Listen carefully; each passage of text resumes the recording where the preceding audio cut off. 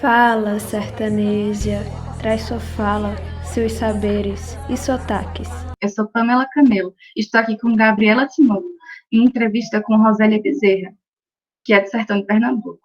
Oi, Rosélia, eu sou Gabriela. Seja bem-vinda ao nosso lugar de escuta, o Fala Sertaneja. Oi, meninas todas, meninos também, né? Mas as meninas principalmente. Bom dia, muito obrigada pelo convite. Para mim é uma honra gigantesca participar dessa conversa, para, como Pamela bem disse, descolonizar os estereótipos sobre os sertões. Que sertões são esses, né? Então eu me coloco à disposição para conversar, para trocar ideias. Professora, conta pra gente, e quem está nos ouvindo, de onde você vem, como foi o seu caminho até se tornar professora da Universidade Federal Rural de Pernambuco. A gente quer saber mais sobre você. Bom, eu venho de um lugar muito pequeno, que hoje, depois que eu assisti o filme Bacurau, eu renomeei de Bacurau, é a minha Bacurau, porque eu nasci numa vila do interior de Pernambuco, no sopé, na base da Serra de Taquaritinga do Norte, de Itaquá, e chama-se Gravatá do Ibiapina. No tempo que eu nasci, há 65 anos, chamava-se Gravatá do Jaburu. E depois, quando em 1960, passou a se chamar Gravatá do Ibiapina, em homenagem ao padre que fundou algumas coisas lá, tipo uma bolandeira, que era um lugar de descaroçar algodão, fundou uma casa de orfandade. Então eu vim desse lugar que tinha na época 2 ruas, uma igreja, casas pobres, pessoas pobres, mulheres pobres, homens e mulheres trabalhadoras desse sertão. E foi aí que eu nasci e foi aí que eu me criei. Não posso dizer que cresci porque eu sou muito pequenina, mas foi aí que eu me criei e foi aí que eu compreendi o mundo e vivi até os 9 anos. Nós somos de uma família muito grande, fomos 16 filhos, 8 mulheres e 8 homens. Morreram em criança, morreram ainda 2 crianças, e nós ficamos no número de 14. Meu pai, seu Raimundo Bezerra da Silva, um agricultor, depois tornou-se um comerciante. Minha mãe, uma dona de casa, para criar filhos, para botar pessoas no mundo. E nós vivemos nesse lugar até 1964, fim de 64, janeiro de 1965, nós mudamos para Caruaru. E quando nós mudamos para Caruaru, então começou outro momento, começou outra história, é como se abrisse um portal. Então eu nasci e criada nos matos, como eu costumo dizer, e de repente chegar numa cidade como Caruaru, e que tinha carro circulando, e fui estudar em escola pública, e nós fomos mudando de escola pública em escola pública. Depois meu pai, minha mãe e minha irmã mais velha, que já era professora, que é professora aposentada, disse que nós deveríamos estudar em colégio só de meninas. E nós fomos para o Colégio das Freiras, o Colégio Regina Coeli. E no Colégio Regina Coeli, aquele ambiente tão eclesiástico, tão quase próximo do céu, me fez querer ser freira. Eu tinha 10 anos, 12 anos, quando eu fui estudar no Colégio das Freiras, eu ia fazer 12 anos. E eu quis ser freira. E aí eu cheguei a comprar o sapato, inclusive, para ser freira. Mas eu gostei tanto do sapato, que o sapato se acabou e a vontade de ser freira também passou. Porque no ano seguinte eu fui estudar num colégio protestante, chamado 7 de Setembro. E aí foi outra mudança, e eu desarnei para o mundo, porque foi a Revolução da Minissaia. Minha gente, em 1968 eu tinha 13 anos, Paris, 68, e eu em Caruaru, querendo usar mini saia, mas eu levava cascudo, eu levava beliscão, desmanchavam a bainha da minha saia, mas eu queria isso, eu queria essa revolução do mundo, porque eu achava aquilo maravilhoso. Mas foi um tempo muito bom, um tempo de grandes aprendizados como pessoa, de envolvimento político gigantesco, de eu participar de campanhas políticas, o MDB, que era o partido de oposição, e eu já na esquerda, essa esquerda militante desse país, lutando contra uma ditadura militar, lutando contra esse ordo que se apresentava com toda a sua crueldade, e eu acompanhando meu irmão nos comícios, e eu indo para comícios, e eu sou de um tempo que se estudava educação moral e cívica, e eu costumo contar essa história, porque eu tinha 15 anos, e um professor de educação moral e cívica, um dia, pediu a redação, era prova, e o tema da redação era liberdade. E eu me enfureci, porque eu achei irônico, num tempo de ditadura, e eu sabia do que se passava, falasse de liberdade, querer que nós escrevêssemos sobre liberdade. E eu olhei para meus colegas e todos empenhados em escrever. Eu não tinha o que dizer. E eu pedi uma folha de papel pautado, e pedi emprestado uma régua, e eu abri a folha de papel pautado no meio, e eu desenhei a bandeira de Minas Gerais, e escrevi liberdade ainda que tardia, escrevi meu nome no cabeçalho, do lado de fora, e entreguei ao professor, e o professor manipulou e fez, você não escreveu nada, está no interior. Então eu vivi esse tempo. Se eu vivi esse tempo, que era difícil, era muito difícil pensar em academia, em universidade. Eu não sabia o que era isso, eu não sabia o que era vestibular.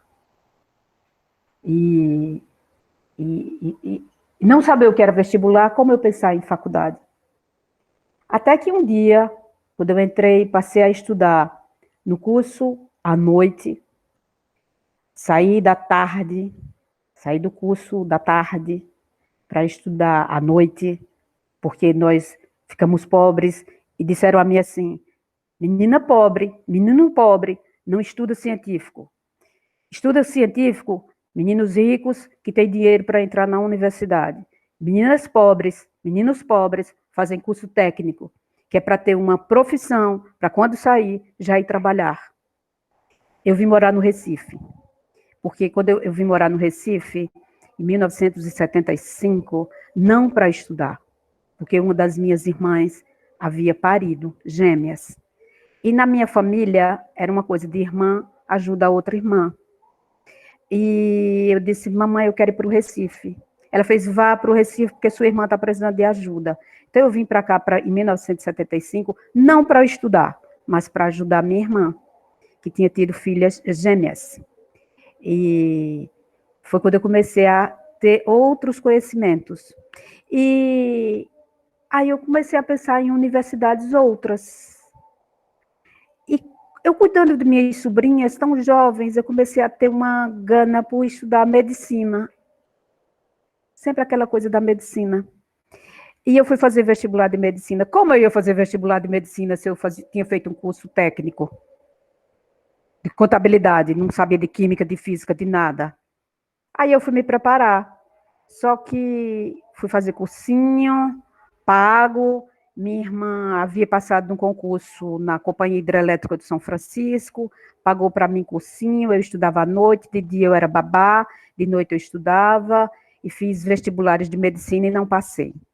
Mas aquela vontade de cuidar da saúde, mas ao mesmo tempo eu disse, mas para que eu vou cuidar da saúde de quem? Das mulheres? Eu quero trabalhar também com a saúde no campo. Como é que eu faço isso? Aí eu disse, é medicina veterinária, pô. O que eu tenho que fazer é medicina veterinária. Porque eu quero cuidar da saúde das pessoas, mas eu quero voltar para o mato. Eu quero cuidar do mato. Eu quero cuidar das pessoas do mato. E aí quando eu fiz vestibular de medicina veterinária, eu passei, tirei uma das 10 melhores notas. E foi emocionante, 1980. Nós ainda estávamos na ditadura. E porque quando eu disse à mamãe, eu quero fazer vestibular, porque eu quero fazer faculdade aqui, minha mãe costureira aposentada já disse assim, se for faculdade pública, você faz, se não, sinto muito, eu não posso pagar. E aí eu me dediquei ferrenhamente a estudar as matérias que eu não sabia, que era química, física, esses negócios, porque geografia, história, letras, eu amava isso eu estudava em casa, e fui para o cursinho só para estudar química, física, matemática, que eu não sabia mesmo. Então eu chutei essas provas todinhas no vestibular, e passei com uma das 10 melhores notas, e fui estudar na faculdade, na Universidade Federal Rural de Pernambuco. Entrei em 1980, ditadura. Em 1986, eu comecei a me preparar para ser professora. E aí eu comecei a fazer monitoria, todos os cursos que eu podia fazer. E quando eu fiz monitoria, eu tive uma orientadora de monitoria, que depois, no meu tempo, já tinha bolsa de iniciação científica. E eu fui bolsista de iniciação científica e me formei aos trancos e barrancos, porque foram muitas greves e eu participei de todas elas, de greve de professor, apoiando, greve de estudante, apoiando. Então, eu demorei muito a me formar. Em 91, abri o concurso para professor na universidade, na UFRPE, Departamento de Medicina Veterinária, e eu fiz, me inscrevi, era uma vaga só, e todas as pessoas diziam, você não vai passar, porque essa vaga já tem uma pessoa, essa pessoa é muito preparada, está fazendo mestrado no Rio de Janeiro, você está se empenhando tanto assim, mas você não vai passar. E eu, às vezes eu queria, na véspera da prova, escrita, eu pensei em desistir. 2 membros da banca interna foram à minha casa à noite, me dizer a seguinte coisa, nunca mais eu esqueço disso. A gente veio aqui lhe dizer só uma coisa, faça o máximo e o melhor que você puder, porque nós lhe conhecemos, e se você não fizer muito bem, nós não vamos lhe ajudar. E eu disse, que bom que vocês me dizem isso, nem precisava, porque se eu fosse uma desconhecida, eu gostaria que vocês tratassem assim, com ilibado comportamento. Pode ficar sossegado, que eu nem vou mais fazer o concurso, porque... E aí eu decidi fazer, e fui fazer. E eu passei em segundo lugar. E nesse intervalo de acontecer o concurso, um outro professor se aposentou e surgiram 2 vagas. Eu disse, bom, a primeira vaga estão dizendo que já é desse jovem candidato do Rio de Janeiro, eu vou ficar com a segunda vaga e eu vou me empenhar para isso. E eu me empenhei o máximo que eu pude. E eu passei em segundo lugar. Dia 24 de dezembro de 1991, saiu minha nomeação como professora do Departamento de Medicina Veterinária da Universidade Federal Rural de Pernambuco, 24 de dezembro. Em 1992, no dia 3 de janeiro de 1992, eu assinava o contrato com a Universidade Federal Rural de Pernambuco. Aí apareceu a seleção do doutorado, e eu cheguei para a professora e disse, professora, vai ser feio se eu fizer a seleção do doutorado? E ela fez assim, moça, eu só abri uma vaga, e é para você, agora passe, porque senão eu vou ter que aceitar uma pessoa que eu não conheço. Você fala francês? Eu disse, falo, professora, mas... Ela fez, vai fazer a prova em francês, porque eu não podia mais fazer inglês, que eu tinha feito inglês no mestrado, e na USP, né? E eu disse, não, eu vou fazer espanhol, porque é muito fácil. E assim foi, chegou o dia da prova. E o texto foi tão bom e tão fácil, que eu disse assim, eu acho que eu errei, pô. A prova foi fácil demais, a prova foi muito boa. O que era? Era perguntar, era um texto de um autor espanhol, perguntando se a internet ia substituir os livros didáticos. 11 linhas o texto. E eu falei, era para fazer uma tradução literal e para fazer uma interpretação do texto, fazendo uma redação. E eu falei sobre Espanha e Brasil. Eu tinha trabalhado muito tempo nesses Brasis, nesse continente chamado Brasil. Norte a sul, Oiapoque ao Chuí, saindo dos sertões, indo para outros sertões lá para dentro, e eu conhecendo esses Brasis. E eu escrevi como a internet vai substituir, como o computador vai substituir o livro didático nesses Brasis. Senhor pesquisador, o senhor precisa conhecer o Brasil. O Brasil com Z não conhece o Brasil com S.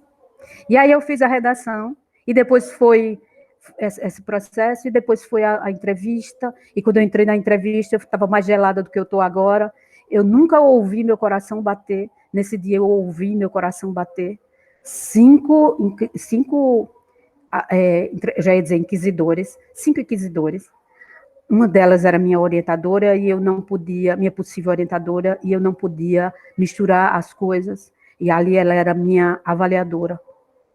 E eu fui defender o meu projeto, que era com livro didático, e o livro didático usado em Pernambuco no século XIX, que incluía Felisberto de Carvalho, que era o livro didático no qual meu pai e minha mãe tinham estudado.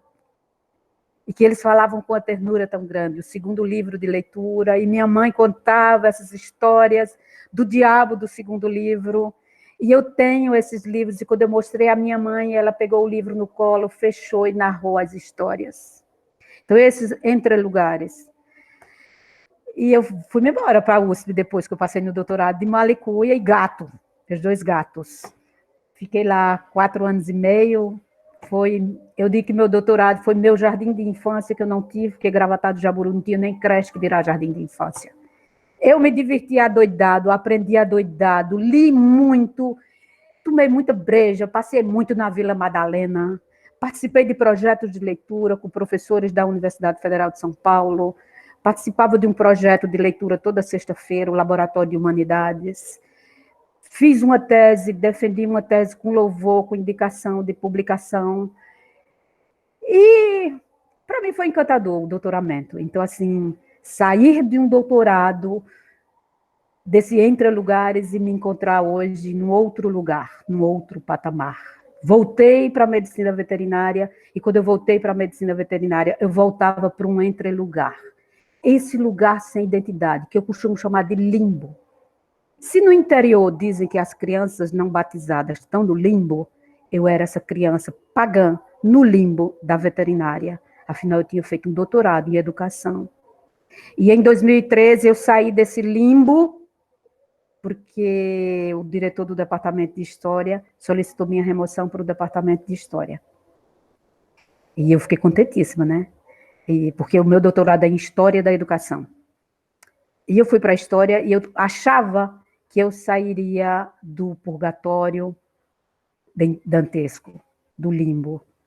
Eu não era mais médica veterinária, porque assim me disseram, e eu também não era uma historiadora, porque assim também me disseram. Afinal de contas, eu não tinha uma graduação em História. Mas o que é um historiador? Aí eu fui atrás dos historiadores mais antigos. Eu fui para Tucídides, eu fui para Heródoto, e eu ver nesses 2 historiadores que eles dizem assim, historiador é aquele que sabe ou que quer saber. É aquele que pesquisa. Ah, menina, eu sou historiador, o resto que se exploda para lá. Hoje eu sei o meu lugar. Hoje eu sinto que eu tenho um lugar de fala. E hoje eu, uma mulher sertaneja, desses sertões, desse sertão grande que é esses sertões vários que estão dentro de mim e que estão fora de mim e que não tem definição e que não tem palavra que defina, hoje eu sei o que é isso. Hoje eu tenho um lugar.